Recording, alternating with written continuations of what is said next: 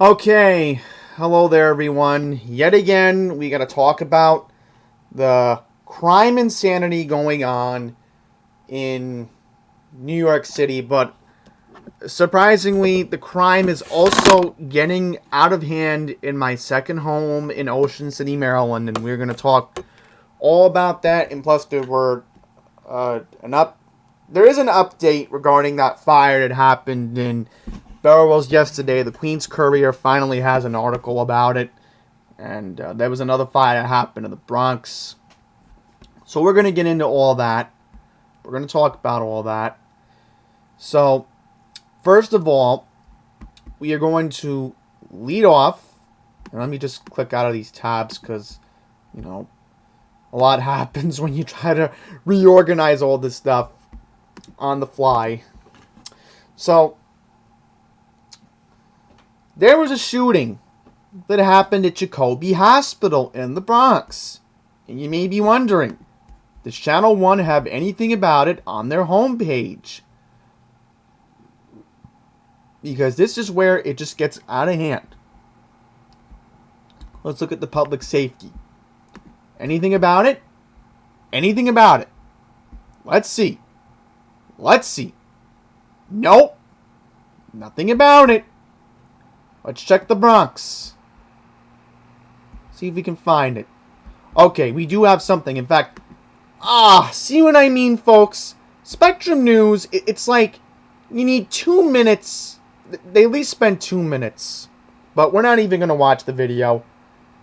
They actually had a lengthy article, but I'm not going to read from them. I just refuse to, because this is the unprofessionalism of Channel 1. To think that, okay, I understand that the city's mourning this officer, and I get all that, but seriously, there was a shooting in a hospital in the Bronx.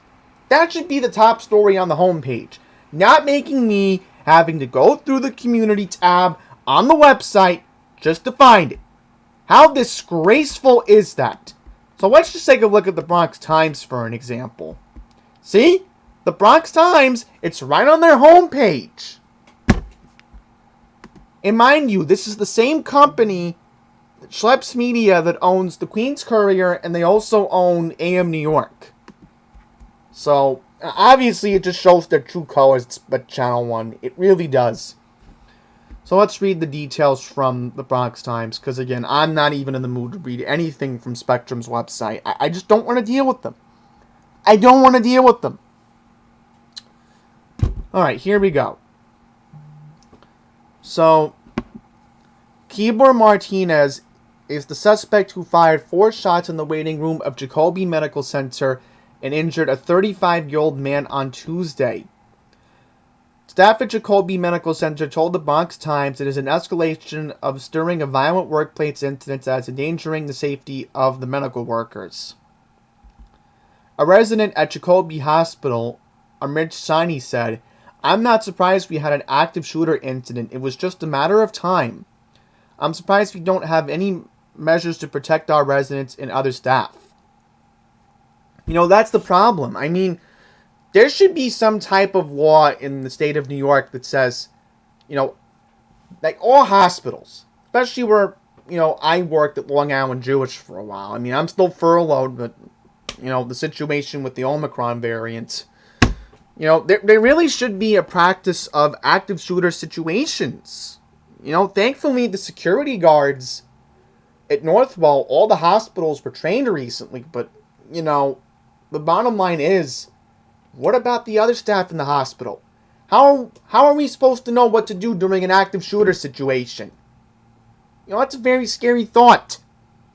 Maybe they should even put the metal detectors in. Not just at Jacobi, but all hospitals in the state. Right? That's the bottom line. Okay, here we go. Police said that the victim was waiting to see a doctor when Martinez showed up to visit a patient. The two previously knew each other, according to investigators from the NYPD, and a stare-down led to Martinez shooting the victim in the left forearm at roughly 12:30 p.m. on Tuesday, January 25th, before evading police until later that evening. Martinez is being charged with attempted murder, reckless endangerment, and criminal possession of weapons, Martinez had 6 prior arrests for assault, drugs, grand larceny, and criminal possession of a weapon, with the most recent charge back in May of 2020. So there you go. This guy should have been locked up for a while, but he got out. And, it's not just safety. But, this is what I keep talking about. It's just very alarming. The staff has been saying for a while, why don't we feel safe at our hospital? It's just very alarming. Very alarming. I don't want to read the entire article, but you get the idea. Right, so they do have an article about Mayor Adams' gun violence policy. So what I'm going to have to do is I'm going to put that in a separate tab, and we're going to go over that in a separate video. I think likely tomorrow I'm going to aim to do it, because we got to talk about what Mayor Adams is suggesting that we should do to combat the gun violence, because the bottom line is, this is just unacceptable that the economic engine of the United States is seeing, all these problems going on. And this is just an embarrassment to the entire United States right now. Okay, so let's see. I thought I had that article. Hang on. There was an article about, yeah, here it is. This is it. Do apologize. This is it. So there was another incident on our highways. And this time it involved a shooting on the Bronx River Parkway. Okay, so here we go. 25-year-old man who was found shot in the chest after a collision on the Bronx River Parkway has died of his injuries. Law enforcement sources said Juwan Joseph of Hoe Avenue in Charlotte Gardens had crashed his Acura sedan into a woman's vehicle as they traveled on the Parkway southbound lanes near East 177th Street in the Van Ness section at about 9:10 p.m. on January 25th. Upon arriving at the scene in response to the crash, officers from the 48th Precinct and the NYPD Highway Patrol found Joseph inside the Acura with a bullet wound to the left side of his torso. At this point in the ongoing investigation, police sources said it is not clear where Joseph had been shot. They also did not have information about a possible motive or a description of the shooter. EMS rushed the victim to St. Barnabas Hospital, where he passed away a short time later. Police said the woman involved in the Bronx River Parkway collision was not injured and was not connected to the shooting in any way. So far, no arrests have been made. So, I know the Bronx River Parkway very well. We're going to take a look to see what part of the Bronx River Parkway was this. Because, again, with my geography of the Bronx a little bit, I can pretty much figure it out. Okay, let's see here. East 177th Street. You know what? Make it easier. Let's look it up. This was the East 177th Street. Okay. So we'll be able to find this. Okay, now you get an idea where it is. So now I'm starting to see where it is. Okay. See, there's the Cross Bronx. Ah, see what I mean? Looks like they technically did make an epic fail. Because technically, this happened right by East Tremont Avenue. So they technically did make a little bit of a fail, but they should have also mentioned the cross street was technically right by East Tremont Avenue, because technically if I were to put this down, see, that's the problem. Sometimes with the DOT, I feel like they don't give accurate information. Because yes, this does connect to the Cross Bronx Expressway, and it technically does cross to Sheridan Boulevard. But also, East 177th Street connects you right to East Tremont Avenue. So again, it's like nobody can ever get their sense of direction, for crying out loud. Really? I mean, come on.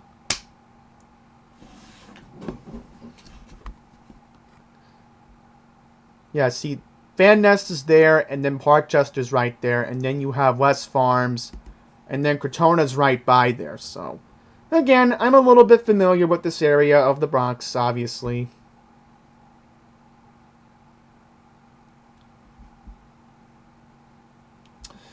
So let's look up Jacobi Hospital and see where this is. Yeah, because I believe there was a precinct right near here. Let's just make sure. Yes, Jacobi Emergency Room. Yes. So Jacobi Hospital, not too far from where the Bronx River Parkway is.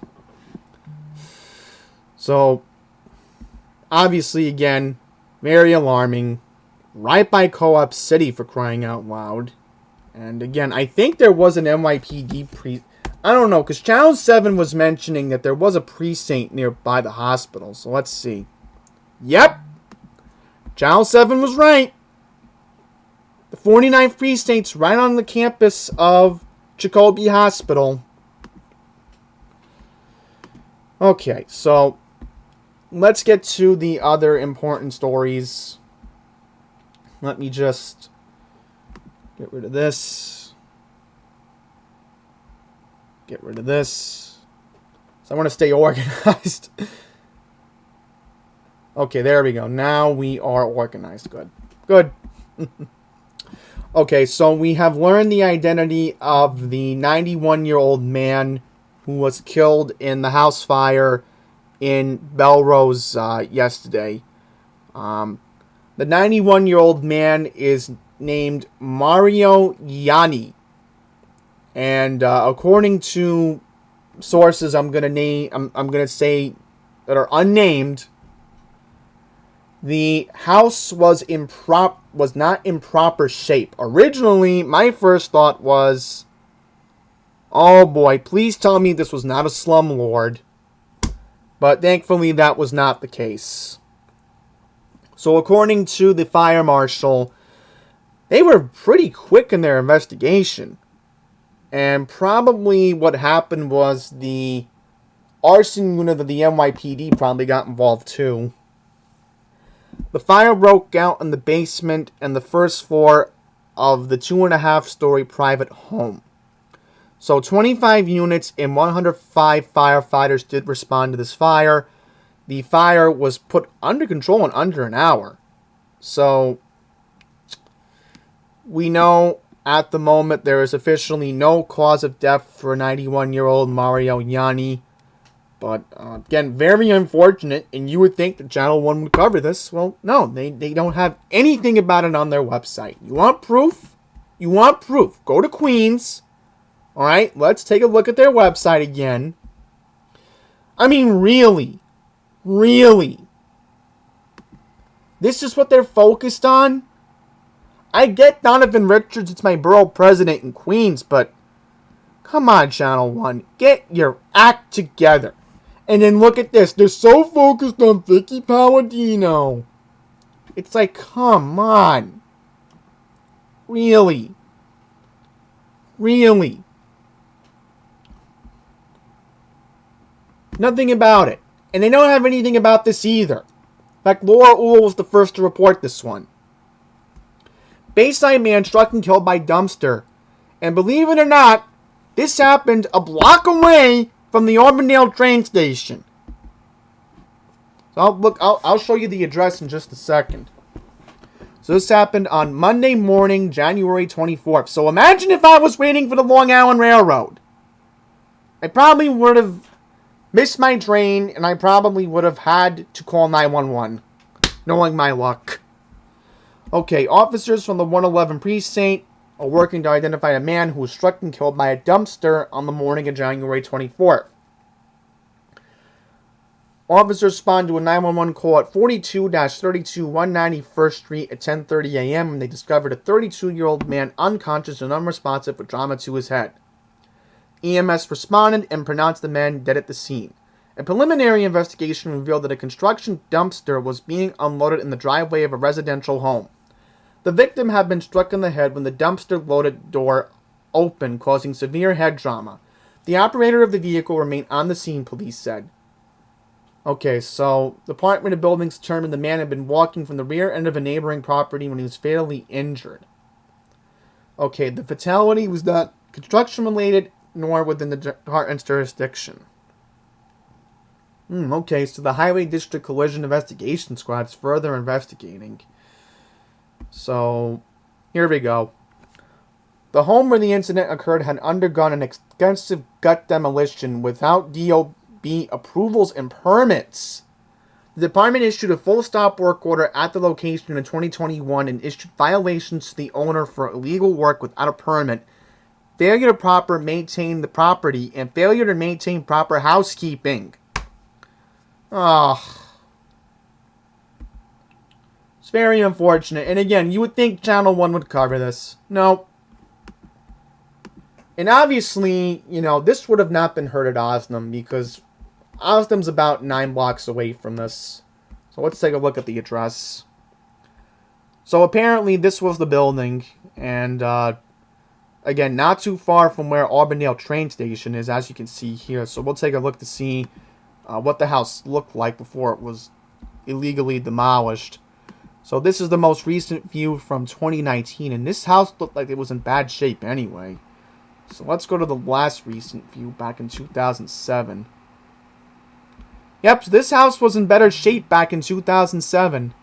So it just shows the deteriorating condition in the Auburndale area. I mean, I've been noticing it over the years, and it just comes to show that this area is just in complete neglect. I mean, other than Gray Cafe that opened a while ago, what's really going on with this area? I cannot give you all a proper answer at the moment.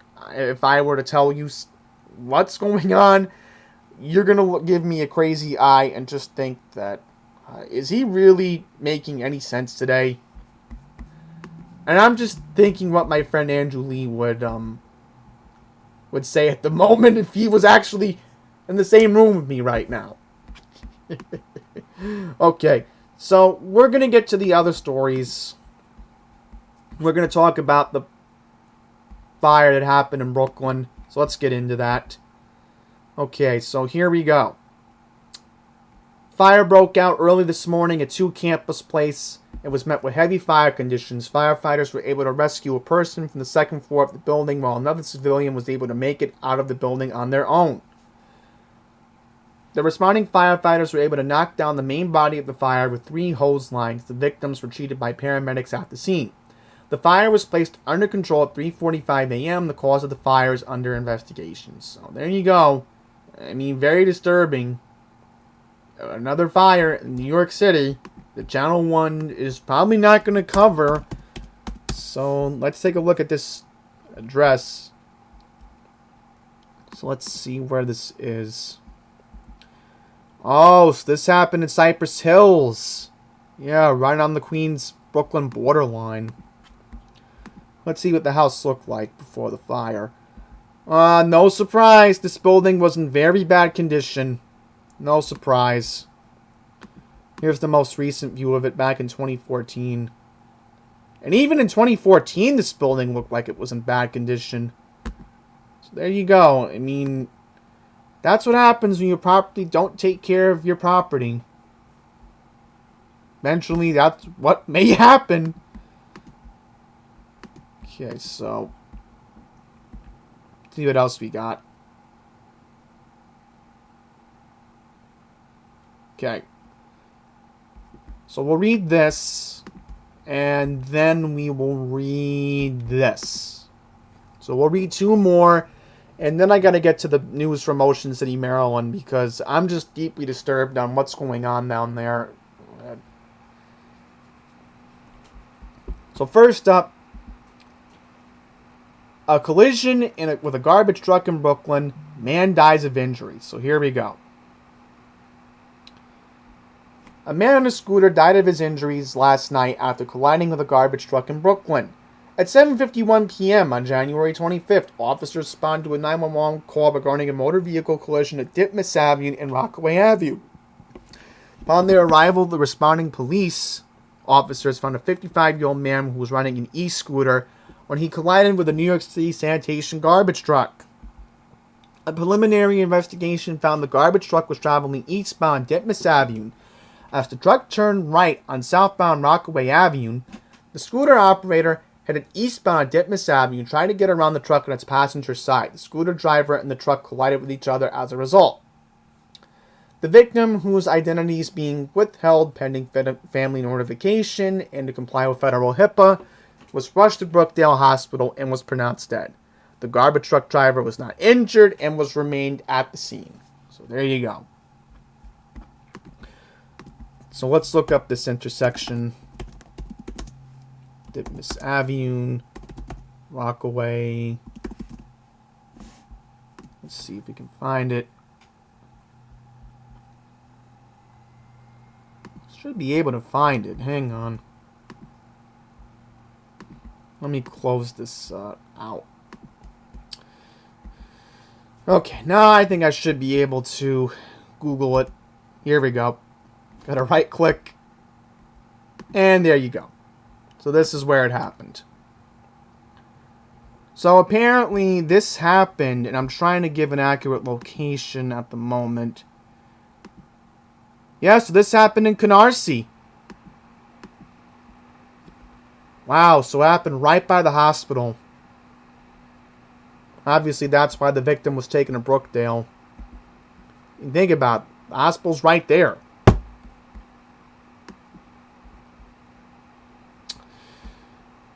Okay. And then we got this. Shooting in East New York. Gunman shot a woman in the abdomen in an East New York apartment building on Tuesday morning. So this happened on January 25th. Firefighters responded at... Oh, first responders. Okay, some firefighters may have came. I don't know. You never know, because EMS is with the FDNY too, so... 165 Fountain Avenue. So, the victim was shot at 9 a.m. The 26-year-old woman was rushed to Brookdale Hospital, where she is expected to live. So that's the good news, at least. So, the NYPD believes that a suspect in his 20s fled the scene and is the prime suspect. No arrests have been made. Police believe he may have fled to the nearby subway station at Euclid Avenue. So let's look up this address.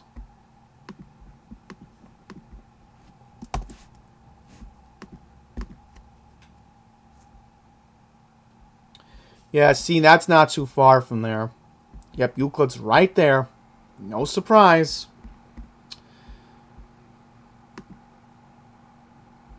Ooh, okay, so that was from a year ago. Wow. I really need to be careful with my research. Okay. So let's get to some news from Ocean City, Maryland.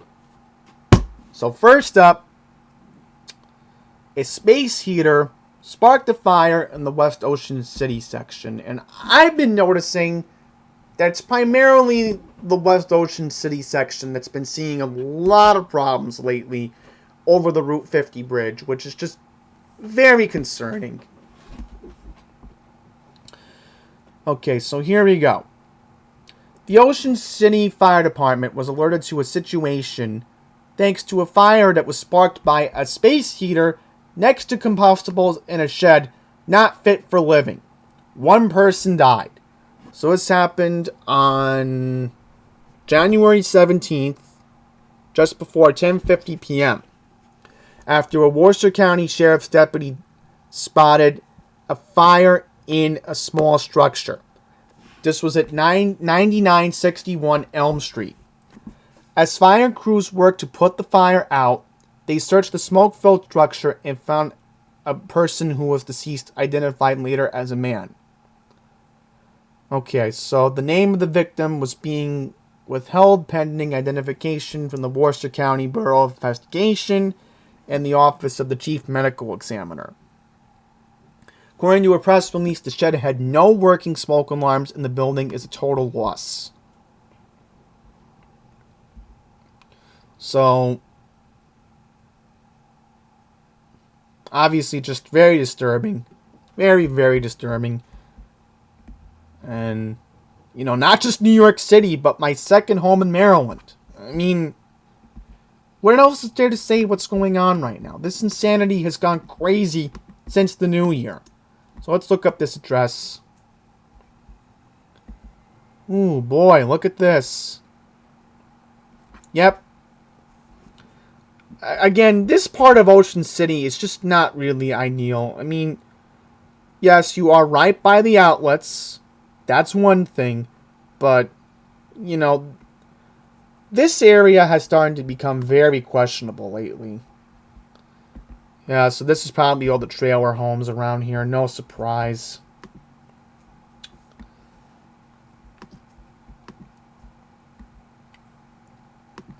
And then this happened. A shooting in a hotel in the same area. Rambler Motel at 9942 Elm Street, 4:36 p.m. on Monday, January 24th.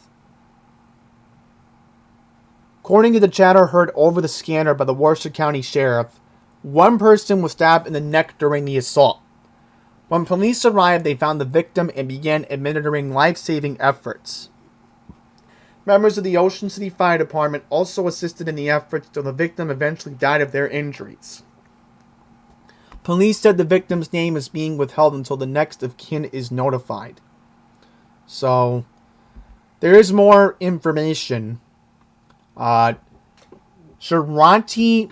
Morris Robbins was later arrested the same day and was charged with first and second degree murder, first and second degree assault, and reckless endangerment.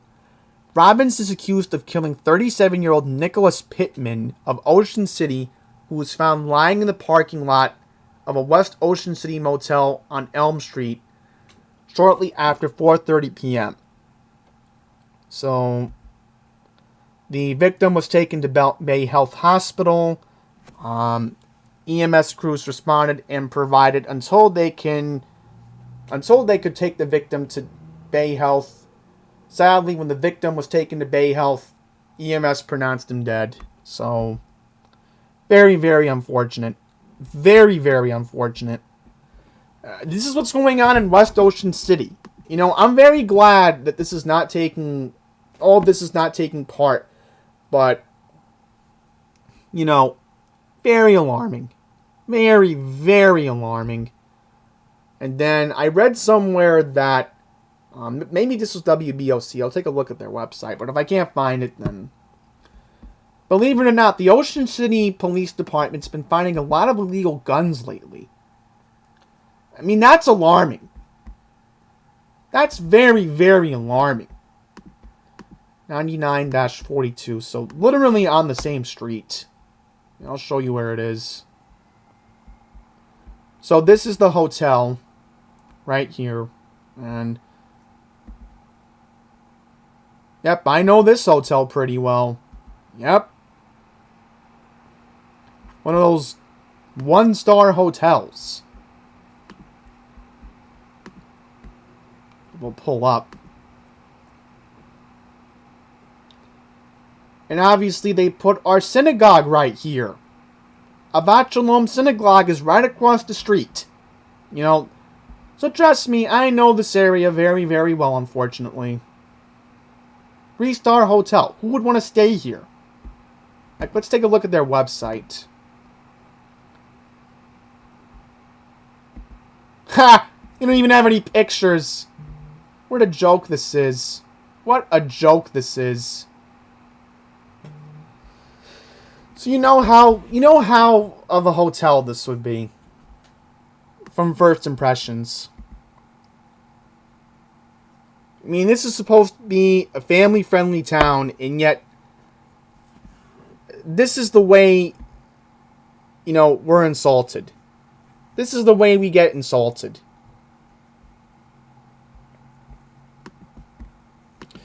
Okay, so let's take a look at WBOC's website. I did see something about firearms getting seized.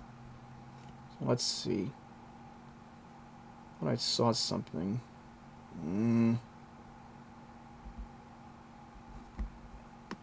Let me see if I can Google it. I thought I saw it somewhere.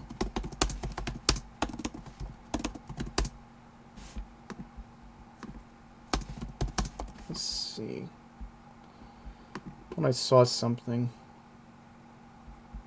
Okay, you're gonna have to believe me. I thought I saw something about illegal firearms, but I don't know. But I'm just so distraught with what's going on here in New York and now in Maryland. Now in Maryland. I mean, really.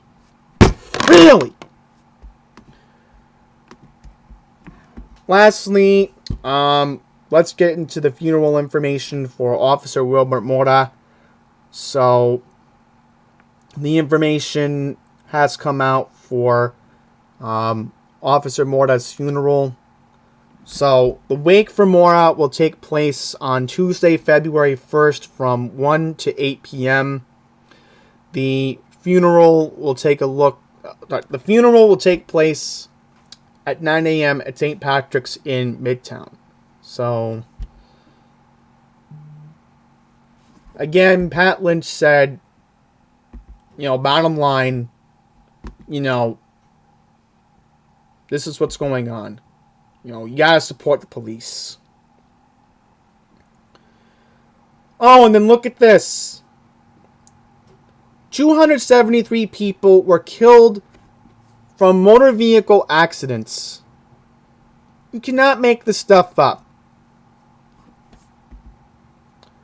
So 273 was last year, 243 2020, 220 in 2019, 206 in 2018. So, at least it's lower than Mike Bloomberg. Oh, hang on here. Arson in the East Village. A teenager has been arrested for the incident that took place on January 10th. A 13-year-old boy was arrested for triggering the blaze. You cannot make this stuff up. A teenager? My goodness. So that's it. As I said, I'm just disturbed with what's going on. First in New York, and now in Maryland. In fact, the whole Delmarva Peninsula has been seeing an uptick in crime in the past 2 years. Every time I watch WBOC, I've been noticing it. And thankfully, WBOC did talk about the shooting, but, nothing on their website about it. So I have to check OC Today for this information. So, that's pretty much it. Thank you for watching. And again, please, for crying out loud, just stay safe out there, because it's starting to seem that this is becoming a very violent time for our country right now. And, I'm hoping to go back to Delmarva in the summer, but, after hearing about a fire and then hearing about a shooting in the West Ocean City section, I don't know if I feel safe going to Tanger Outlets now in that part. I may have to go to Rehoboth Beach for the outlets. I'm just scared right now. I really, really am. So take it easy.